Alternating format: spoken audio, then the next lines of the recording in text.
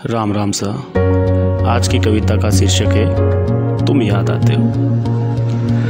जब तन्हाइयों में खोया रहता हूँ, बैठ अकेले सपने देखा करता हूँ। जब तन्हाइयों में खोया रहता हूँ, बैठ अकेले सपने देखा करता हूँ। याद आता है कल का जमाना सारा, और फिर तुम याद आते हो, और फिर तुम याद आते हो।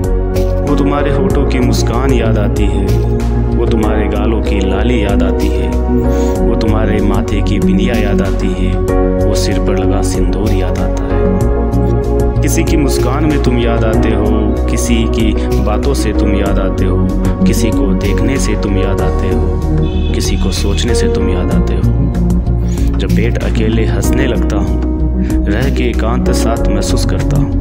जब बैठ अकेले हंसने लगता हूँ, रह के एकांत साथ महसूस करता हूँ, तब तुम्हें ही पास पाता हूँ। समझ आता कि मैं तुम्हें याद करता हूँ, समझ आता कि मैं तुम्हें याद करता हूँ। फूलों की खुशबू जब लेता हूँ, किसी मंदिर की सीढ़ी जब चढ़ता हूँ, कहीं घूमने जाने की जब सोचता हूँ, तो बस पहले तुम याद आते हो, तो बस पहले तुम याद आते हो।